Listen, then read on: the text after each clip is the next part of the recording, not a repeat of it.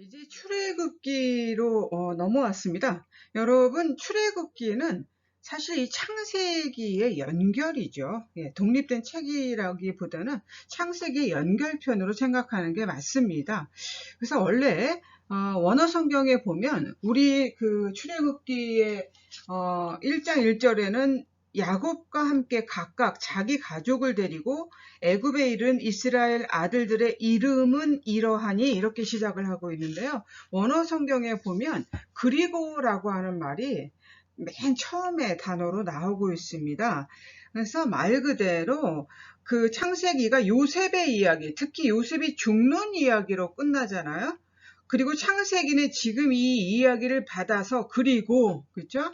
야곱과 함께 이 애굽에 살던 사람들에게 어떤 일이 벌어졌는지 또 왜 그들이 애굽을 탈출해야 하는지에 대해서 설명하는 이야기입니다.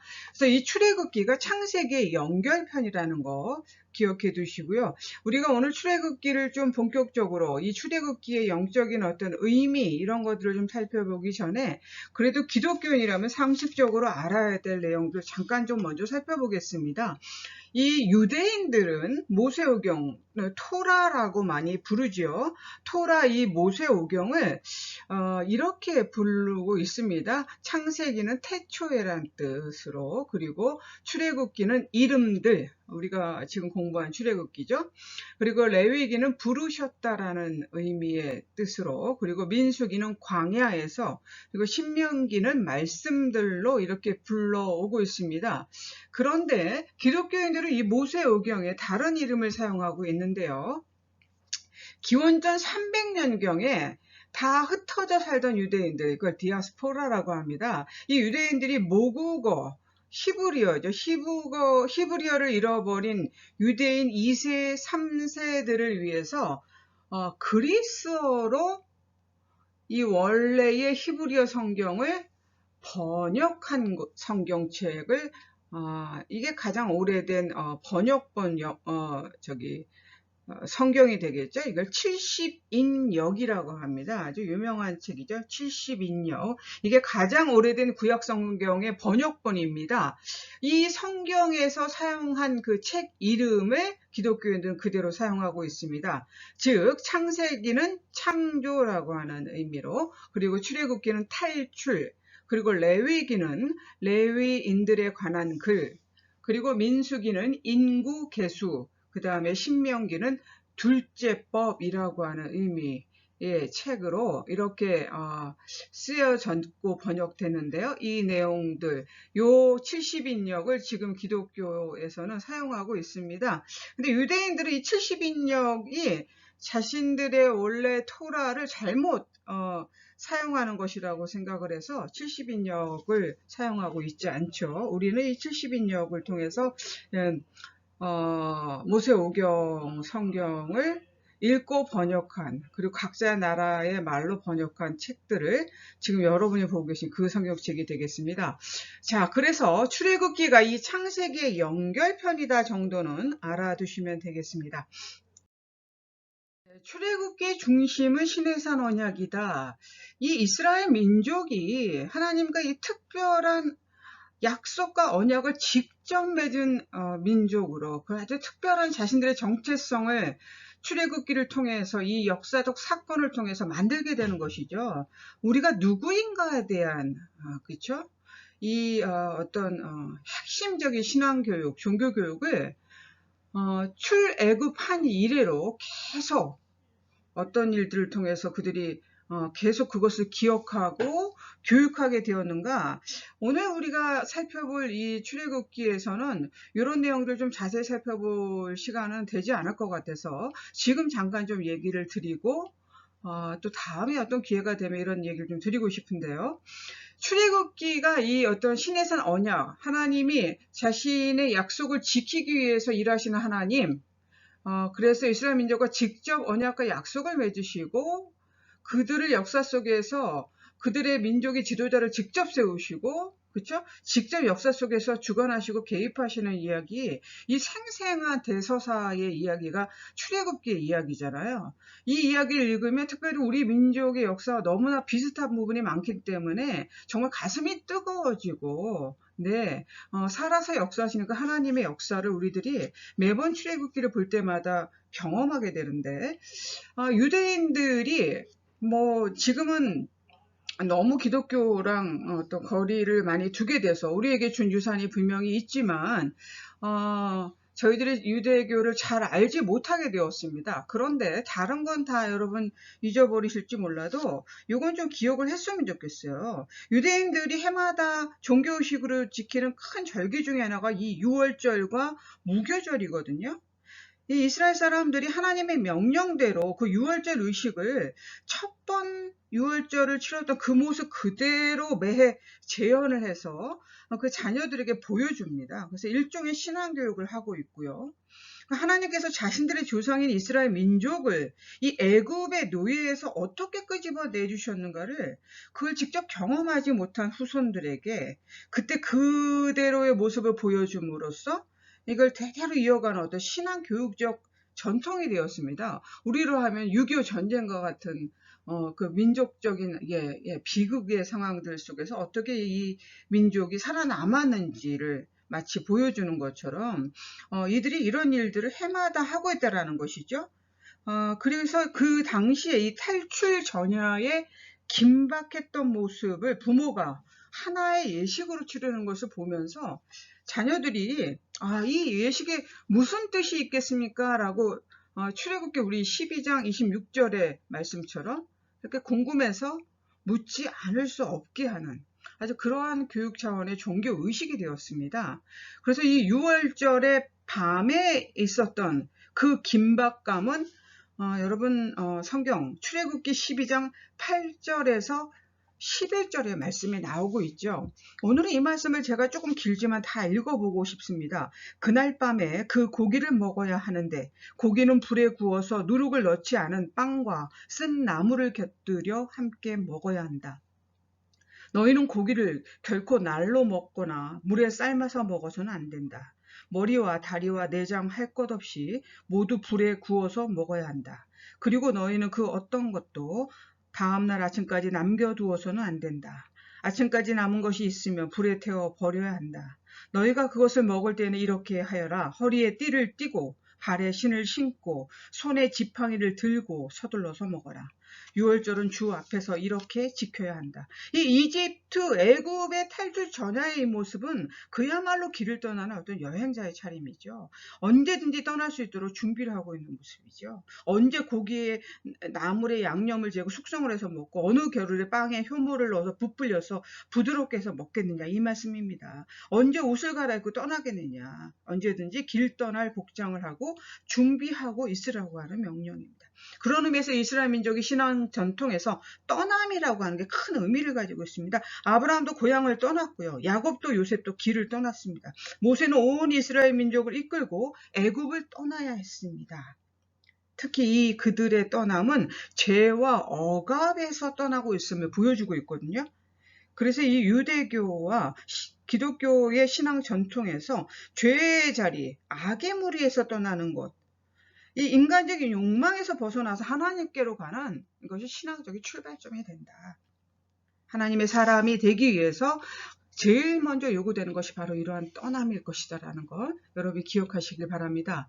그래서 이 출애굽기의 중심이 시내산 언약이고 이스라엘 민족이 약속과 언약의 백성으로 거듭난 이야기가 바로 출애굽기의 이야기고 하나님께서 어떤 보이지 않는 손길로 이 당신의 백성을 이끌어 주시고 과거의 무수한 사건들을 통해서 이끌어 주시고 또한 현재 여러 일상적인 일들을 통해서도 우리를 이끌고 계신다라는 것을 우리가 믿어야 되겠다. 하나님을 경험하고 체험한 사람에게 무의미한 고난과 고통은 없다. 무의미한 행운도 없다. 이 모든 것들은 다 비밀스러운 하나님의 목적, 하나님의 섭리를 지향하고 있다는 것입니다. 네, 모세가 온전히 하나님으로 인해서 살아난 목숨이잖아요. 갈대 인생이에요. 그냥 온전히 하나님의 살아 계심과 섭리가 없으면 이미 죽었을 모습이 모세였습니다. 이제 이 모세를 하나님께서 애굽을 탈출하는 데에 가장 프론트, 선두에 선 민족의 지도자로 세우시기 위해서 하나님이 이 히브리 백성 압제 가운데 고통 가운데 씨름하고 있는 당신의 백성을 애굽에서 구출해내기 위해서 모세에게 나타나셨는데 모세는 그 유명한 4번의 변명을 늘어놓죠. 그게 출애굽기 3장에서 4장 사이에 나오고 있습니다. 첫 번째 변명이 3장 11절의 유명한 변명이죠. 하나님, 내가 누구이기에 바로에게 가서 이스라엘 백성을, 우리 민족을 애굽에서 인도하여 내리니까. 다른 말로 하면 하나님, 제가 아무도 모르는 사람인데, 아무것도 아닌 인생인데, 황무지에서 양떼를 지키는 목동에 불과한데, 제가 애굽을 떠나서 이곳에서 지낸 지가 40년인데 누가 어떤 사람들이 날 보고 그런 하나님의 목소리를 전달하는 사람으로 믿겠습니까? 저는 아닙니다. 이런 얘기죠. 다른 사람 찾아보십시오. 이런 얘기입니다. 그런데 하나님의 일은 하나님이 주시는 힘으로 감당하는 것이지 이 사람의 지혜와 능력으로 감당할 수 있는 것은 아니거든요. 하나님께서 그것에 대해서 뭐라고 얘기하십니까? 12절에 보면 내가 반드시 너와 함께 있으리라. 내가 그 백성을 애굽에서 인도하여 낸 후에 너희가 이 산에서 하나님을 섬기리니 이것이 내가 너를 보낸 증거니라. 이런 얘기를 하고 있습니다. 네, 그러니까 어쩌면 모세는 이런 엄청난 일은 사람의 힘으로 하나님의 일을 감당할 수 있다라고 생각을 했던 것 같아요. 뭔가 내가 그런 정도의 힘이 있어야 하나님이 나를 쓰지라고 하는 잘못된 자만, 이거 겸손이 아니거든요. 그런 게 있었던 것 같아요. 하나님의 일은 하나님이 주시는 힘으로, 내가 가지고 있는 내 힘으로 감당하는 일이 아니다라는 것을 모세는 알지 못했습니다. 네, 너무 부족한 사람이었어요. 근데 왜 하나님이 글을 쓰셨냐? 그건 우리가 모르죠. 하나님이 하나님의 일을 진행하시기 위해서 선택하는 그 선택의 기준을 우리가 그 깊은 뜻을 다 알 수 있습니까? 하나님 하여튼 모세를 선택하셔요. 그리고 모세는 지금 되지도 않은 변명을 늘어놓고 있는 것입니다. 사람이 가지고 있는 힘으로 하나님의 일을 감당하는 것이 아닙니다. 하나님의 일은 하나님이 주시는 힘으로 감당하는 것이다. 우리들이 매번 이런 우를 많이 범하죠. 교회에서 직분을 맡거나 어떤 정말 일들을 해야 될 때 나는 힘이 없는데 자꾸 나는 힘이 없는 데를 생각해요. 내가 그럴 만한 힘이 있어야 교회 일도 할 수 있고 하나님 일도 할 수 있다는 이 모세의 변명과 똑같은 우를 우리가 범하고 있습니다. 여러분, 이거 꼭 기억하시기 바랍니다. 하나님의 일은 하나님이 주시는 힘으로 감당하는 것입니다. 할렐루야. 아멘. 예. 사람의 능력과 지혜로 하는 것이 아니다. 예. 그래서 하나님이 내가 반드시 너와 함께 있겠다는 얘기를 하고 계시죠. 첫 번째 변명이 통하지 않자 모세가 또 두 번째 변명을 하잖아요. 네. 하나님, 제가 이스라엘 백성에게 가서 너희의 조상 하나님이 나를 너희에게 보냈다라고 하면 그들이 내게 묻기를 그의 이름이 무엇이라고 하면 내가 무엇이라고 그들에게 대답할까요? 그래서 거기에 그 유명한 얘기, 나는 스스로 있는 자니라 라는 창세기 14절에 하나님의 답이 나오고 있죠. 네. 이쯤 되면 모세도 좀 질만한데 하나님의 명령에 순종할만 하지만 모세는 또 다른 변명거리를 만들어내죠. 그게 이제 출애굽기 4장에 보면 나오는 얘기입니다. 예, 어떤 말씀이 나오고 있습니까?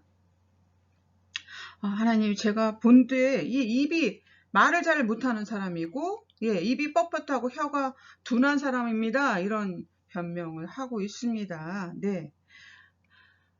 그런데 어때요? 하나님께서 오늘 사람을 쓰는데 어떤 사람을 통해서 하나님의 일을 만들어 가시느냐? 그것은 바로 능력은 없지만 결국은 그 하나님의 말씀에 순종한 사람에게 그 순종한 자를 불러서 그를 위대하게 사용하고 계신다. 모세를 놔주지 않고요. 네? 모세를 놔주지 않았어요. 하나님이 이 사람을 통해서 특별한 하나님의 계획이 있으셨기 때문에 반드시 모세여야만 했죠. 그래서 모세를 놔주지 않고 그를 통해서 이스라엘 출애굽의 역사를 만드시는 겁니다. 네. 사실 이 하나님이 부르신 사람들을 보면 자신이 되게 평범한 사람들이라고 생각했기 때문에 이런 엄청난 일을 할 수 있다라고 생각한 사람은 극히 드물었어요. 아브라함은 어땠습니까? 그 집안이 우상을 섬기던 집안의 출신이었어요. 믿음의 조상이 되기에는 그렇게 사실 가문이 좋다라고 말할 수 없었잖아요. 아모스 선지자는 뽕나무를 재배하는 농부에 불과했고, 이사야 선지자는 그가 말씀하기를 나는 입술이 부정한 자입니다라고 그쵸 자신의 부족함을 하나님 앞에 변명하던 사람, 고백하던 사람이었어요. 예수님의 제자들도 다 평범한 어부들이었습니다. 그러나 내가 자격이 미달이고 자격이 없다라고 하는 사람들 하나님께서는 부르시고 준비시키고 능력을 주셔서 당신의 사명을 감당하게 하셨다. 예, 이 사실을 우리가 꼭 기억했으면 좋겠습니다. 내가 왜 이 일을 해야 될까? 왜 하필 나여야 될까? 나보다 자격 있는 사람이 많은데 라고 생각할 만한 일들 가운데 걱정이 앞설 수 있습니다. 그러나 이 세상에 하나님의 일을 할 만한 자격 있는 사람이 세상에 어디 있습니까? 한 명도 없습니다. 자격이 있어야 하나님의 일을 할 수 있다는 생각 자체가 자만입니다. 사람의 능력으로 하나님의 일을 감당할 수 있다라고 착각하기 때문에 그렇습니다. 하나님께서는 이상하게도 자격 없고 능력 없는 사람들을 불러주시고 그들을 사용하셨습니다. 부르신 후에 그들을 준비시키시고 모세에게도 지팡이를 주시잖아요. 그렇죠? 훈련시키시고 필요한 능력들을 주셔서 하나님의 일을 감당하게 하셨다. 이것이 하나님이 일하시는 방식이다. 이것을 기억하시기 바랍니다. 이제 모세가 10가지 재앙이 이 바로왕에게 떨어지게 만들죠. 그래서 지금 이집트가 아주 풍전등화입니다. 그래서 바로왕이 4가지의 타협안을 내죠. 이게 사실은 지금 신앙생활하는 우리들의 모습을 다 담고 있습니다. 출애굽기 8장 25절에 보면은 첫 번째 타협안이 뭐였냐면 바로가 성경 말씀에 이렇게 나오죠. 바로가 모세와 아론을 불러 이르되 너희는 가서 이 땅에서 너희 하나님께 제사를 드려라. 떠나지는 말고 이 땅을 떠나지는 말고 너 마음껏 여호와 하나님께 제사를 드려라. 예, 이렇게 예배를 드려라. 굉장히 많이 어떻게 말하면 아주 자비롭게 어떤 타협안을 제시를 한 것처럼 보이지요. 예전에 그렇게 예배대로 제대로 드리지도 못하던 거에 비하면 엄청난 발전이죠. 근데 이게 정말 사탄의 어떤 계략이라는 것입니다. 네? 세상적 가치관을 버리지 않고도 충분히 신앙생활을 할 수 있어. 우리 한 곳에서 같이 살 수 있어라는 얘기입니다. 불가능하죠. 사탄은 자꾸 우리로 하여금 이 세상에 속한 사람으로 하나님께 예배드리라고 말하고 있어요. 이 작전에 넘어간 사람은 그래서 교회 다녀도 세상 중심으로 사는 겁니다. 교회 다닌다는 그 사실 딱 빼놓고는 세상 사람과 전혀 차이 없게 사는 것, 생각하는 것, 말하는 것, 즐기는 것, 비즈니스 하는 것, 모든 것이 세상 사람과 똑같다면 이런 사람은 아직 애굽을 탈출하지 못한 사람, 이 땅을 떠나지 못한 사람이에요. 그리고 두 번째 타협안은 너무 멀리 가지 말아라. 8장 28절의 말씀이거든요. 바로가 내가 너희를 보내리니 너희가 너희의 하나님 여호와께 광야에서 제사를 드릴 것이니 너무 멀리 가지는 말아라. 이렇게 얘기를 하고 있어요. 무슨 말이에요? 교회는 다녀도 너무 깊이 빠지지 말아라. 대충 신앙생활하라는 거예요. 이거 아주 달콤하죠. 이게 바로 사탄이 우리를 유혹하는 계략이다. 신앙생활은요, 열심히 해야 됩니다. 은혜의 물에 깊이 들어가야 돼. 그래야 세상하고 구별된 삶을 살 수 있고 온전한 하나님의 백성으로 살 수 있다. 10장 24절에 보면 10장 11절에 보면 너 혼자만 열심히 빌어라. 이 얘기가 나오죠. 그게 뭐냐면 출애굽기 10장 11절에 너희 장정만 가서 여호와를 섬기라. 이게 바로 입장에서 파격적 제안이죠. 장정. 성인 장정들만 가서 예배 드려라. 그래, 내가 많이 양보했다 이런 겁니다. 그러나 장정은 다시 예배를 드리고 나면 가족을 보기 위해서 와야 되잖아요. 혼자만 신앙생활을 열심히 하는 것은 하나님의 뜻이 아니에요. 하나님은 개인을 통해서도 영광을 받으시지만 우리 신앙 공동체를 통해서 더 큰 영광을 받으시는 분이십니다. 그래서 이것도 사탄의 계략이다. 마지막은 양과 소는 남겨두라. 6장 24절의 말씀이죠. 다 포기해도 양과 소는 포기할 수 없었어요. 바로가. 왜요? 이미 9가지 재앙으로 인해서 가축이 다 죽었어요. 대부분이. 이제 지금 10가지 마지막 결국은 불순종해서 그가 장자의 죽음이라고 하는 재앙을 맞게 되는데 다 죽었기 때문에 양과 소는 남겨두고 너희 다 떠나도 돼 라고 지금 타협하는 것입니다. 여러분 이거 잘 하셔야 되는데요. 우리가 하나님께 예배하는 것은요. 우리 일부를 하나님께 드리는 게 아닙니다. 하나님은 우리 일부를 원하지 않으시고 전부를 원하십니다. 우리의 전부를 드리지 않는 것은 아무것도 드리지 않는 것과 같습니다. 하나님께 예배 드릴 때 물질을 바치면서까지 예배할 필요 없다라고 지금 사탄이 우리를 유혹하는 거예요. 이 물질에 대한 주권은 하나님이 허락하지 않고 겉으로만 이 물질에 대한 하나님의 주권을 허락하지 않고 겉으로만 하나님을 섬기는 척하라는 말이거든요. 많은 그리스도인들이 이 유혹에 넘어가요. 몸으로는 헌신하고 시간을 들이고 재능으로 봉사하면 그것으로 끝이라고 생각해요. 그렇지 않습니다. 하나님께서 우리 일부를 원하지 않고 전부를 원하신다는 것. 예, 우리 물질의 소유권도 하나님께 온전히 다 맡겨드리는 신앙생활을 해야 된다는 것을 여러분 꼭 기억하시기 바랍니다. 하나님, 주님께 온전히 맡겨진 인생을 살길 간절히 원합니다. 내 힘으로만 산다라고 착각하고 내가 잘나서 이 일을 한다라는 자만을 걷어주시고 완전히 하나님께 사로잡힌 바 된 인생으로 살아가게 하옵소서. 발목만 담그고 인생을 걸었다고 착각하지 않게 하시며 허리춤에 찰랑거리는 물을 보고 이 정도면 되겠지 하는 안일함에 빠지지 않게 하옵소서. 아직도 세상의 가치관에서 놀라움을 받지 못한 자, 대충 신앙생활하는 자, 혼자만 열심히 믿는 자, 온전한 예배를 드리지 않는 자로 살고 있다면 그 길에서 회개하고 돌이켜서 하나님께 전부를 건 인생으로 살아가도록 도와주시옵소서. 그런 인생을 복주시는 주 예수 그리스도의 이름으로 간절히 기도드립니다. 아멘.